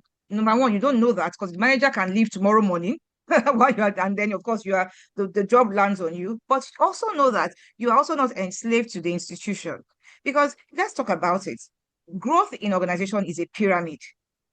And the base analysts, we can be 100. Once we go to senior analyst, we have become 85. Once we go to assistant manager, we have become 50. By the time you are getting to general manager, you are 15. By the time you get to MD, you are 1. So please tell me, where are the GMs going? They're not going anywhere until there is now either a growth this way, where the organization has more branches, more countries, more this, and they now need country MD here, country MD there. But while they're all in that organization and the MD is still doing well and thriving, so your growth, don't always see your growth it must always be like this. Your growth can be horizontally, in terms of expansion, expanding your own mind and exposure, and also obviously hierarchically when you are moving to higher levels. And where you cannot find a role very in quick a time where you are, have you institutionalize, be asked for the stay interview to say, I've been here, I do this, I do that, I'm here, and I think I can do more. You'll be shocked that there is a more that you are just not privy to at the moment. And they're like, oh, instead of us losing Bukola to a competition, we're going to give you, a higher role, so and so. So it's two-way. Don't ever feel that you cannot have stay conversation. And I know there are some people that their managers will never agree, to them moving. That is another topic called sponsor. So as you must have a mentor, coach, but you must also find a way of having a sponsor in your organization. And if your sponsor is responsible, they are not going to say, oh, even though you're not ready, I'm just going to put you. No, they're going to just make sure that when they are at those meetings and opportunities are coming up, somebody is saying, oh, remember that we have this lady in so and so, she's actually good, and I think that she can manage these new units that we're trying to form. So that is how I want you to say it. Make sure that you know your job and you are even if they don't develop you, please. Allison, Coursera, there are many platforms that you can develop yourself. Continue to develop yourself. Make sure that you are par. Nobody can gainsay your job. Say, oh, you that I gave 3 tasks, you've only done 1. Always finish, be proactive. There are people that when some people that when they enter my office, I just smile because I'm like, okay, I'm not going to get a problem. I'm actually going to get a problem and a solution coming in through the door. So be that kind of person, and then make sure you are also visible on things that you are within the boundaries of the policies that guide your organization. Because some people have very strict social media policies. So make sure you are within the bound. You comply. But wherever you have the opportunity, showcase yourself. And then when you can't move and it's one of those dead end situations, then please find another role. And please can check Emple website to see whether there's any role that you are able to apply for. We may have something for you in our own side as well. So yes, don't ever feel caged, don't ever feel enslaved to a system, but make sure that you are top on your own game as well. Thank you, Ma. I'm sure. So we still have 8 hands up. But do we take some from the chat box, or is there any hand you've seen that has been up since? No, those are the ones that I had noticed. So please go ahead. Okay, so let's just take so that, yes, it will be balanced. I can see, thank you so much, Ma, for the session. Kindly differentiate between being kind and not being nice. So nice is, the best way to describe it is nice is almost, but I think the best way to say it is almost playing to the gallery. So it's almost like, let me just do this thing so that this person can be okay, kind of thing. So I'm not saying that people that are nice are insincere. No, what I'm saying it's almost there's like an end that is required when people are nice. They generally are not just nice, and that's just how people have tried to differentiate the two. So I can do things, I can tell you, oh, your hair is nice. Meanwhile, in my mind, I'm like, it's not really nice, but let me just tell her so that at least she can sign this my document that I brought to her office. But being kind, you are actually looking at a situation and finding a solution for it without any agenda. You are doing it because you know that this person is going to benefit from this thing. Sometimes you are kind sacrificially, where you are actually saying, I'm going to give this person my 10,000 naira and leave my 1,000 naira in my bank account. And I'm sure you guys might not believe it, but it has actually happened to me before. I had 11K left in my GT bank, and somebody's father just died and he was trying to get to the village. I gave him the 10. The one I just left, so that GT bank cannot say that my account is on zero balance. If I could, I probably have just zeroized it just so that the guy quickly gets home to his family. So now that wasn't satisfying me in any way. Trust me, this person cannot, at least as of today, he cannot promote me in my job or anything. So I'm not trying to just do something, because I want something else. I did it because I knew that there was a genuine situation and he had to get home to his family at such a horrible time, So that is the simple way of differentiating it. That nice are things that we don't even think about. We just quickly do it. But kindness, there's a thought process to it. You are not trying to get anything out of it, but you're trying to make sure that that person gets the intrinsic value that is required for it. a lot of time when you're going to be kind, please, you also have to make sure that it's what the person requires, So sometimes in our genuineness of doing acts of kindness, we'll go and spoil matter. You know how the lava situation when was trying to get to become a butterfly and say, let me help this, and at the end of the day, you drop the wings, you break the butterfly doesn't come up because you were actually trying to be kind. So you also have to look at the situation and assess it properly, and know that, okay, this thing is actually going to add value to the individual. And then you which is why I always refer to it as acts of kindness. You're doing acts, for the person, and not just saying, oh, you look nice, when you know that the person is not actually looking their best that day. So I hope that kind of like helps. Thank you, Ma. Thank you so much. And then there's a popular saying, I don't know who said it, but I also saw it in the chat box because that's what came to my mind. Niceness is not the fruit of the spirit, kindness is. So I think that would help here. But thank you for answering that. Yes. I love it. So let me and when I started my BTB kind journey, to be honest, I didn't even remember that part of the Bible until one day I just stumbled and I was like, what? You mean this kindness thing is not even just, it's actually in the Bible as a fruit of the spirit. And I was like, okay, so God has now hijacked me fully now on this journey. Thank you, Ma. I can see a lot of thank you, fantastic presentation, nice presentation. So I'm sure you did justice to that. Then people are asking for the recording would always be shared afterwards. Just fill the attendance. That's the link that will be dropped. So let me just go down and see if I have some more questions. If not, I will just okay, such a beautiful session. Okay, my question is, how do you ensure you are not taken for granted when you tend to be kind to your team members? I think you've answered something. I will try and answer very quickly.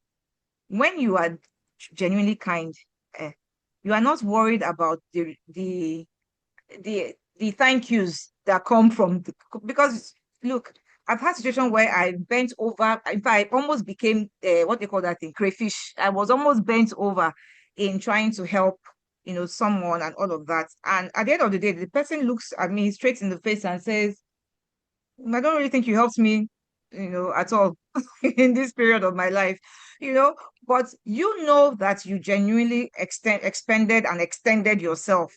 That's okay.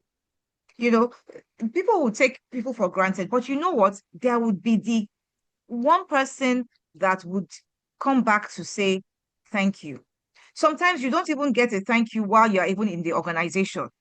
You just see the person will send you. I mean, I left Dangote, in 2021. It's been long, 2021.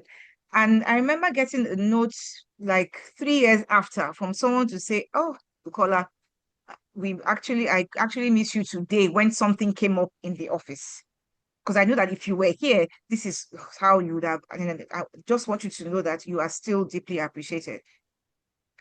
That I just burst into tears because I couldn't even believe the message. It was random. It was, and all that. So sometimes the thank yous, you're not just being kind because you are looking for thank yous or pats on the back. So does it have value and benefit? It does. But sometimes it's not even from the people that you do it to. So see it as a seed planted, water it as much as you can, and then just, watch whether it grows. And if one seed does not grow here, another one will grow there. So don't worry, just stay kind. And if you feel people are taking you for granted, you can actually call them out to say, oh, the fact that I'm doing this doesn't mean that I'm, so you can also call them out in a kind way. Okay, thank you so much, Ma. Let me keep going ahead. We have about maybe 15 more minutes. So how in practice, this is from Adugo Dubem, how in practicality can one as a HR manager influence management to imbibe a servant leadership style to create psychological safety for the people? Data, number one. You must be able to show empirical data on institutions that they respect. Do you understand? Find out the kind of institution that they respect, then pray to God so that you find some there. But if you don't find any, please go and use the ones that have data backing, it. Show the data. Show the data of the organizations that are not doing so well. Especially if you can benchmark them, if they are the people that you people call competition. This is what I do. I'm telling you practical things that I do. look at competition that they feel that is competition and tell them and try and find out, some behind the scenes, about those organizations, like attrition rates and all of that. You might be lucky, you might even have one person in your organization that might be happy to share some insights with you, and obviously with a lot of discretion. The other thing, and then send them to school. My head of learning, who happens to be in Rome Business School, so shout out to Adiola Falodun. She sent all of us in Exco to LBS last year. She didn't even play. Sent us there. LBS dealt with us very well, and showed us a lot of stuff, about leadership, the different types, what we should do, the things that, we talked about our culture and all of that, So also send them to school. The day you stop learning is the day you die. So even if you are MD, exec group MD, board member, board chair, you must learn. So send them to school, and please try and send them to schools that they respect as well, because LBS, we're all happy with LBS, So Rome Business School, yeah, you need to get leaders to come to Rome Business School. We also, I'm not, please, before they say I'm canvassing for LBS, Rome Business School is Rome Business School. At least I'm here, so it's good. So take them to school, Rome Business School. Let's have a servant leadership module, and let's sell it. Let organizations come and bring their leaders here to learn. So let's learn and teach them. Then, and then of course, what I also do with over the years with my EXCO members, and MDs, I send them notes during sessions. I'll say, you might want to moderate a bit that sentence, it was a bit sexist or something, that kind of thing, and of course, the first thing is to build a relationship with your your colleagues, and where they at least build some level of trust with them, where they know that when you are saying things, it's not because you are being nice, but it's because you are trying to balance the right levels of empathy, with the rules and the policies. Have you noticed that as HR practitioners, we always say management's discretion to most of our policies? It's because we cannot envisage everything. We don't know who's going to need work from home tomorrow. And then we now say, no work from home. No. What if somebody genuinely needs to work from home? Then we'll shut ourselves in the foot. So we always leave that caveat on all our policies, that if you don't, as HR people, you should talk to your legal people and try and create a caveat that allows management to take things and situations for the merits, and look at the merits of that case and be able to make a judgment call. Yes, they will say, oh, we set precedent. But for me, I'm like, there are always guardrails for every precedent that is set. So even if you set a precedent on something, put the guardrails that will continue to guide you in making decisions around that precedent that has been set. So yes, make sure that you have a relationship with your leaders. Show them empirical data that they'll be like, what? And then take them to school, and of course send little notes when you can, to guide some of the things that happen right there and right there and then. I hope that helps. Thank you so much, ma. Take them to school. Noted. So we'll take 2 more questions from the chat box, then we'll go back to those raising their hands up, and we'll see what we can do before 4:45 rather. I will just sip on water. Okay, that's fine, ma. Yes, go ahead. So should I go ahead? I should wait for you to see. Go ahead. Okay. Is it possible for you to detect a high-performing candidate in the course of the interview or until the candidate is on board? Having culture, behavior, and going well until a new candidate is employed who wants to break the rank? As a people-centric leader, how do you address this? Should I repeat it a bit? Yes. Should I repeat? Please, yes, I'm also trying to find it. Is it possible for you to detect a high-performing candidate in the course of the interview or until the candidate is on board? I believe that's when you've employed the candidate. So the second question is, having culture, behavior, and going well until a new candidate is employed who wants to break the rank, as a people-centric leader, how do you address this? Can you take the second question again? I understood the first. The second one is what having culture, behavior, and going well until a new candidate is employed who wants to break the rank. As a people-centric leader, how do you address this? Okay. So, I think I understand the question now. Um, okay. So, the first question, is it possible when you are to, doing, okay, when you are doing interviews, so the starting point of interviews that you have a job description. So you know what the job is and you know what the person's specification of the job is. So you shortlisted candidates based on the person's specification, what you require the person to have, which is, you don't know. They just put it on their CV. In fact, let's talk to AI. I have to find AI to talk to AI because the way CVs come now, I'm like, I've seen this CV before somewhere, So it's CV, but you don't have a choice. At that point in time, you must shortlist. So you shortlisted and you have people in front of you. I always ask HR practitioners and leaders to please have competency-based interviews. You have to look at the competencies you require and base your questions on that. I also say have simulation like questions. So simulate case study, small case study. It doesn't have to be a long case study. It can be a very short case study, that you give the person right there. When I was joining Old Mutual, which has now become Emple, they gave me a case study right there and told me you had 3 hours, go and figure it out and come back. And there was no AI then. But anyway, I shall manage myself. But so give them simulation so that when you ask a question, I can quickly say, regurgitate something. I just put it on our nice WhatsApp AI thing and just say, quickly tell me the answer, and I'll start reading off the back of my screen and all of that. But then when you now put a situational question to the person, before the person can say, wait, please give me 1 minute. So, you can't do that. So you start to know whether the person actually knows how.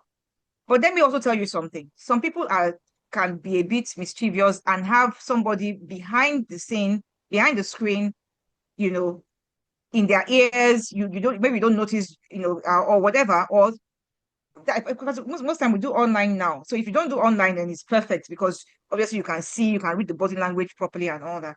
So if the person can answer some situational questions, and people always say just use the STAR methodology, and you can't really answer, you start to know whether they are competent or not. Let's assume that they will now enter all through and they shall scale through and everybody just say, let them just come and they start. I can assure you, if there is work that you want them to do and they have to do it by themselves, by week 1, you will know that you have done what they call recruitment error. So that is why you also have 6 months probation. I always also guide leaders. 6 months probation is not that I must hire you for 6 months. No, it means that within the window of 6 months, we can both part ways at any point in time. The notice period is even shorter than when you are now confirmed and all that. So by week 1, week 2, you can start to have conversations with the person. And from personal experience, we've had to ask somebody to leave after 2 weeks because they told us that they could use a particular system. But for that particular interview, we were unable to test that they could use the system. But they described it, they talked, we asked questions, we simulated, they answered everything. But when the person now joined, apparently the person had never used the system. So there was an ethical issue, and then there was also a competence issue. And of course, she had to do the right thing, by exiting the organization. So people can come in through anyhow, depending of the technology today. But when the person is now seated in your organization, please always remember that your 6 months is not you must be there forever. It means that we have a period where we're both looking at each other and we can decide to part ways at any point in time. So don't be worried about, recruitment errors because they happen, sometimes. And then for the second one about somebody, your culture is going on well, dandy, and then somebody just comes. Let me give you an example. You are working in an international company and everything is best practice. We don't do this, we don't do that. And then somebody comes from one local, real local Nigerian company that everything is yes sir, yes man, then comes and says, you can't call me by first name. what? You can't do that report. I must be the one presenting, and all those kind of things that can come sometimes. I'm not a busy local companies before they come and arrest me here. But I'm just saying, someone that just has the different has gone through a different upbringing at work. The truth about it is that depending on how strong your culture is and how you onboard people, the person can either, the person won't fit in. So if your culture is truly strong and has really been entrenched into your organization, it's going to be very hard for somebody to just come and say, I'm breaking it. Because remember, every manager within your organization has a manager, including your MD. He has to answer to his board. So, and if you have a whistleblowing thing, God bless you, you use your whistleblowing thing. If you don't have a whistleblowing thing, you can start to tell the person, oh, but it starts to show. And I'm talking from experiential knowledge, I'm not giving you a textbook answer. Experiential knowledge. So either the person's peers, so that the person is a very senior person, the peers will start to see it, or if you are at the higher level and is a subordinate, you start to say, oh, well, we don't do things like this. Let me tell you why. When you tell a child, don't touch fire, a lot of times they will first touch it, but when they touch it, they will know why. But sometimes you can also say, if you touch it, let me show you a video of what happens. And you show them a video and no, I don't want this. So that stays in the mind of the child. So if somebody comes in, don't just say, this is how we do things. Tell them the why behind the how, so that they understand why. Just even up until today, when I talk to entrepreneurs, leaders, and I teach a lot. When I talk to classes and all that, they'll say, but Bukola, and I'm saying, look, when these people come in and, yes, they're going to come in with their own nuances, but you must onboard them with the nuances of your organization. And then when they start to try and deviate from it, you must call them out. So it's either you're calling them out, as you being the leader, or you as being the subordinate. You start to just say, oh, when I came in, this is why they said this. You might want to ask, other people why we're doing it like that. And then of course, if it's something that is really bad, then you have to follow your grievance process. Every organization has a grievance process, and I always tell people, don't be afraid to use your grievance procedure within your organization. Say, okay, I feel bullied, or I feel, whatever. And people say, oh, but then that means they will now tell you, and your line manager will now tell them to terminate you. And I always say to myself, if I have an organization where they terminate me for raising a grievance, I don't want to work in that organization. So I will trust God for a new thing. And if I can't get a new thing in that moment, I would tell myself I'm on a journey to get something new, and I will keep my eyes laser focused on getting something else. But it's very, very rare for organizations to actually turn a blind eye to something that is real. And where they do, honestly, I love the way social media goes crazy right now. So it even keeps us as leaders on our toes, because that's how one day somebody will just call you out, and not on anything on Twitter or X as it's called now. You don't know that your life is not going to be the same for the next couple of days. But of course, I always say everything you do, you must do it with all forms and manner of respect. The fact that somebody has disrespected you is not license for you to also toe the path of disrespect. So respectfully, talk about it. And obviously, if you're in a position of leadership, you are able to tell the person, this is not how we do things here, and this is why we do it in this way. I hope that helps. Wow, thank you so much, Ma. We have 2 minutes on this question session, and there are a lot in the chat box, but I'm hopeful that you can give us your LinkedIn profile to connect with you. Book Tom, connect. Okay. Social media, Book Tom, everything is Book Tom. Email address, booktom@gmail.com. So yes, please. So we can connect to her on LinkedIn and email and every other social media platform. But maybe we'll just take one question from those raising their hands. I hope I'm being gentle. Precious Umezumba. Are you still there? Precious Umezumba. And if Precious, RBSN admin, please could you unmute Precious? If she's still there. Okay, beautiful. We can yes, hear you. We can hear you. Thank you, Madam Bukola Thomas. Thank you, everyone. So I currently have an issue of be kind, be nice, as opposed to implement what's necessary. Now, in this scenario, my handbook says go on suspension. So I have a candidate, an employee that has passed the threshold of probation. And then this employee was already in the company before I joined, but I started noticing some excessive absence from the office. There was a scenario of his line manager thought I approved his absence. I thought his line manager approved his absence, and but in the middle, somebody's absent and nobody's in the office. And we entered this year, or rather late last year, I sent an email to him saying, I understand that you've been having lots of concessions based on your relationship with the line manager. I want to let you know that going forward, this is going to end. And because we adopted a new hybrid pattern, instead of coming 4 times a week to the office, we're now coming twice a week. So I was like, hopefully this works and helps you sort whatever else it is that is making you be this absent. Fast forward to January, we are in the 2nd week and my employee has not showed up for the 2 days that he is supposed to be in the office. Now, backstory to the reason for his absence is his wife lost his baby last month and then she got pregnant again and then she delivered in December. And I get an email over the holiday to say I will not be able to resume on the 5th. Because that is my child's naming ceremony day. And it seemed awkward, but I let it go. And he sent me another email and says that he's going to be available on the 12th. On the 12th, he is not. And on this week, he's also not in the office for the 2 days that he was supposed to be, which was yesterday and today. And then I put a call across and I get feedback like, I forgot to let anybody know that I would be absent. And that would be me, not his line manager, not his function manager. In this case, the handbook gives me the option of I've given a verbal notice, a written notice.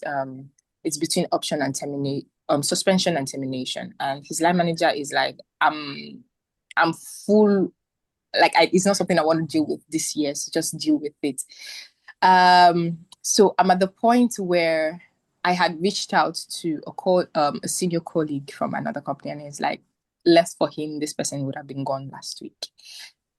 And I want to know because I'm trying to be aware of what his plight is, and also not throw away business considerations, because this is not something that I want to encourage for other employees going forward. So I want to know what's your opinion on it. Thank you. Okay, and thank you. I always love it when questions come with real life situations that I have actually had to deal with, in fact, over and over again, to be honest. So let me start from here.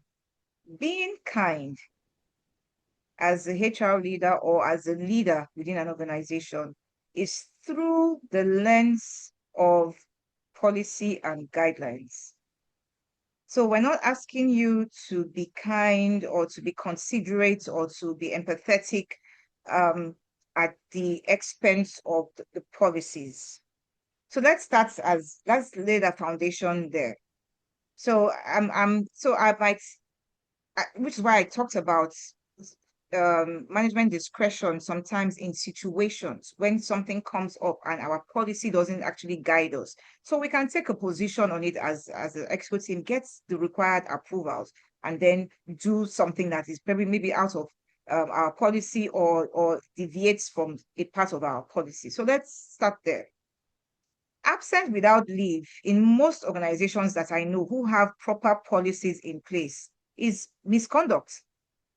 So if you are going on leave, okay, so today I had this 3 p.m. webinar. We close at 4, but I had spoken with my line manager, my boss, to say, oh, I have this webinar, and I will have to leave the office at 12:30, latest 1, to go home, because my office, if you come to my office is by by the road. And Akeresha does not play.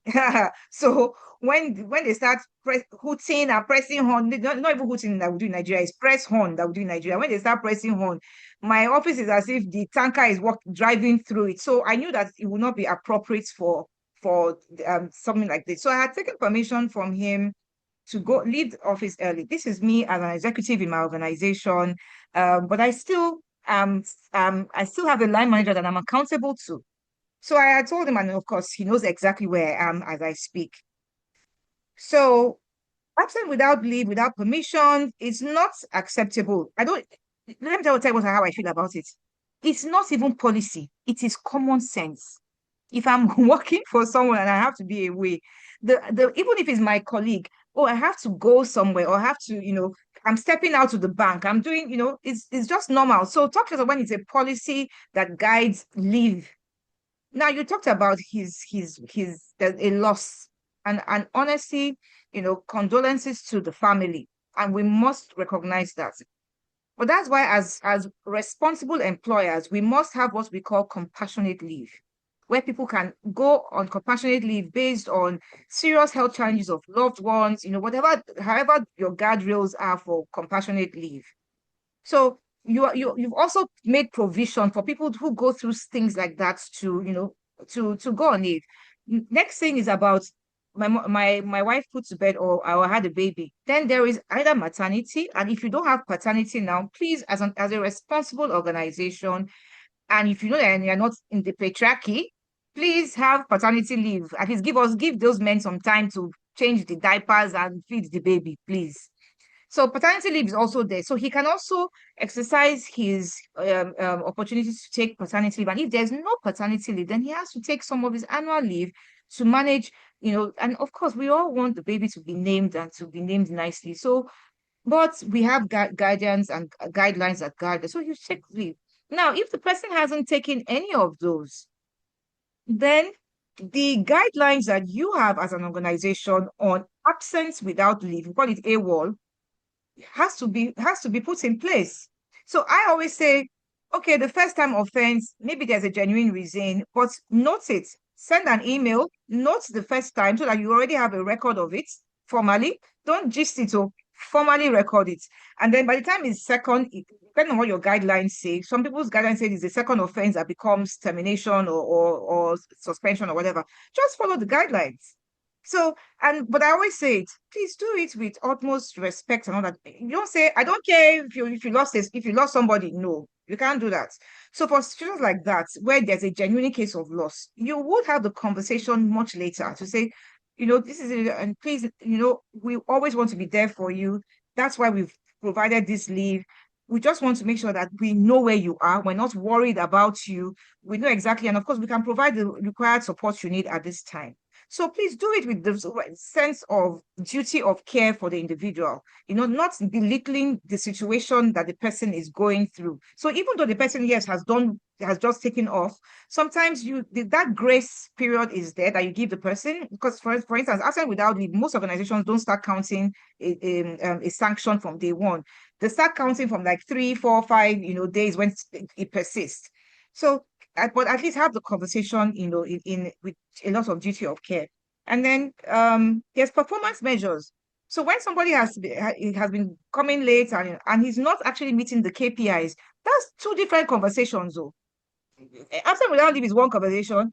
Not meeting KPIs are another one. Let's not mix the two of them. So if he has not been confirmed and he has gone through the confirmation period, then my question is back to you.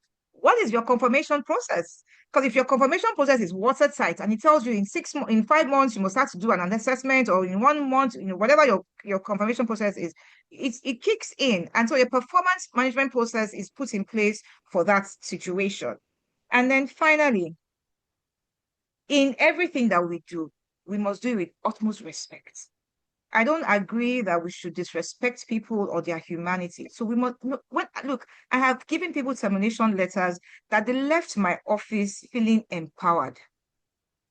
Because I had the right conversation. I explained the way it was. I told them why they were going. And I told them that this is not the end of your life. This is a turning point where you can take up your, look at the experiences you've had. Let it reshape your life. Do the 30-day rule, analyze, evaluate, and all of that. So I terminated, but with utmost respect, because you just never know. Let me scare you a bit. If you're not kind and mindful of people, what if your child becomes the direct report of the person that you have been really, really nasty to at one point in time of your life? So you must always have that back of your mind that, look, I'm guided by the policy. I'm doing what is required, but I'm going to do it with utmost respect and dignity. I hope that really helps. Thank you so much, Ma. Thank you. We wish we had more time, but we have just 5 minutes to wrap up everything. And so, ladies and gentlemen, you will agree with me that Mrs. Bukola Thomas did justice to the program topic, people-centric management, strategies for leading team and driving results. And she delivered excellently. Even the way she responded to the questions with so much passion. Let's give her another outstanding round of applause. And I can see a lot of thumbs up. And Ma, there were a lot of comments saying thank you, and then some Man U battles and all the battles with the club. Thank you so much, Ma. You gave us a final word. Do everything we need to do, including termination if we have to, with utmost respect. So thank you so much, Ma. We appreciate you. We'll hand over to Mr. Ayobami, and Mr. Victor will take the closing remarks from the RBSN team. Thank you so much, Ma. We Thank you. appreciate you. Thank you, And Selma. remember You've to been an follow her on excellent LinkedIn. moderator. Thank you. Thank you so much, Ma. We can follow you on LinkedIn, emails, and everything. And if you have more questions, I'm sure she will be happy to answer. Thank you so much, Ma, again. Mr. Ayobami. Thank you so much, Thelma. Can you hear me? Yes, we can. Yes. Yeah, thank you so much, Thelma. That was an excellent moderation. And thank you so much, Mrs. Bukola. I must testify that you are a system. I learned so much during the course of this webinar session, people-centric management, how we should care about our people under our care, focusing on the framework of support, kindness, and also empathy. And the take home for me is basically leaders create culture, culture create behavior, and behavior drives results. That's my take home. And thank you so much, Ma. It was very enlightening. So good, everyone. I'm sure we had a wonderful session this evening. And I'm one of the key account managers with Rome Business School. And I'll be giving us a brief about Rome Business School before we call it a day. So basically, Rome Business School is an international institution based in Nigeria, and our focus and objective is simple. We are looking to provide our students access to international standard of education at a cost-effective rate. And of course, our classes are practice-based, they're experiential learning, and also they are anchored by industry-based experts, just like Mrs. Bukola. So if you are here to complete your enrollment with us, I would advise you go ahead, reach out to your advisor, ask for the necessary steps you need to take to complete your enrollment, because seat availability is also a factor here in Rome Business School. And I cannot wait to welcome us as students and ambassadors of Rome Business School. And I wish you a wonderful evening. Bye for now. Thank you, Mr. Michael. Yes, over to you. Thank you very much, Cookie. Thank you very, very much, Ayo. Thank you, Mrs. Bukola, for your time. I'm sure we all enjoyed ourselves. We all have a lot of appreciation for your session today. It indeed has been eye-opening. We're looking forward to having a second part of this during this year, maybe later on this year. We should do something like this again, Mrs. Bukola, if you're available. Please, for people that still have questions, do well to connect with Mrs. Bukola and Mrs. Thelma Cookie. Their LinkedIn URL has been posted on the message, and for the slide and the recording of this particular workshop, please do well to fill the form before the 5 p.m. hour mark, so that you can have access to it once the recording is ready. Until next month, we will like to bid you a very good night's rest and see you for the next BLDP session. Bye for now. Bye. Thank you. Bye, Ms. Cookie.